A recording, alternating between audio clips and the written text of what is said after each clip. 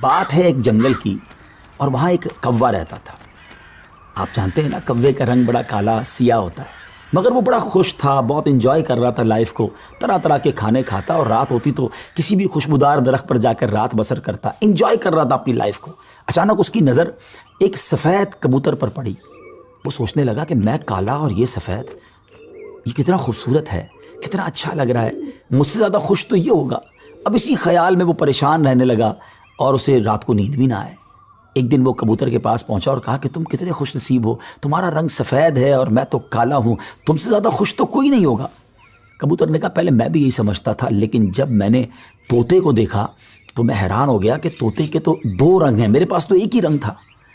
تو طوطا زیادہ خوش نصیب ہے، وہ زیادہ خوش ہے، وہ زیادہ لائف کو انجوائے کر رہا ہے۔ اب کوا کبوتر کو چھوڑ کر طوطے کے پاس پہنچ گیا۔ کہا طوطے تم تو زیادہ انجوائے کرتے ہوگے، کتنے خوش ہوگے کہ تمہارے پاس تو دو رنگ ہیں جسم پر، تمہاری باڈی بہت خوبصورت لگتی ہوگی۔ تو طوطا کہتا ہے کہ پہلے تو میں لائف کو بڑا انجوائے کرتا تھا کہ واقعی میں بڑا رنگ برنگی ہوں، مگر جب میں نے مور کو دیکھا نا تو مور تو کئی سارے رنگ لیے ہوئے ہے، اتنا خوبصورت ہے کہ اس کو دیکھ کر مجھے لگا کہ میں تو کچھ بھی نہیں ہوں۔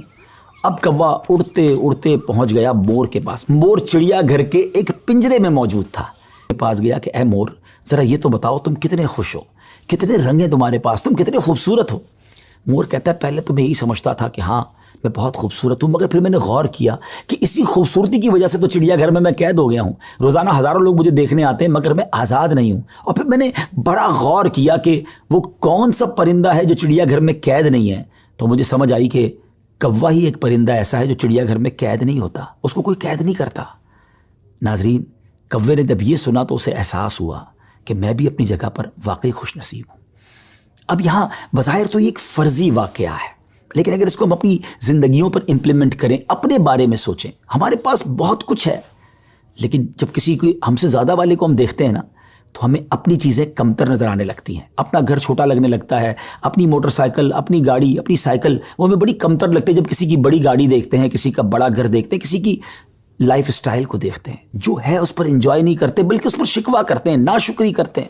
اگر آپ نے موازنہ کرنا ہی ہے، کمپیریزن کرنا ہی ہے، تو اپنے سے کمتر لوگوں کو دیکھیں نا۔ کئی لوگ بڑی مشکل زندگی گزار رہے ہیں، اللہ نے مجھے اور آپ کو بہت خوشحال رکھا ہے، جی ہاں اب بھی ہم لاکھوں کروڑوں سے اچھے ہیں، لیکن مسئلہ یہ کہ ہمیں تو آگے والوں کو دیکھ کر ڈیمورلائز ہونا ہوتا ہے۔ شکر ادا کیجئے، اور سبحان اللہ، میرے رب کا تو وعدہ بھی ہے نا قرآن میں، لَإِن شَكَرْتُمْ لَأَزِيدَنَّكُمْ، تم میرا شکر ادا کرو میں تمہیں اور دوں گا۔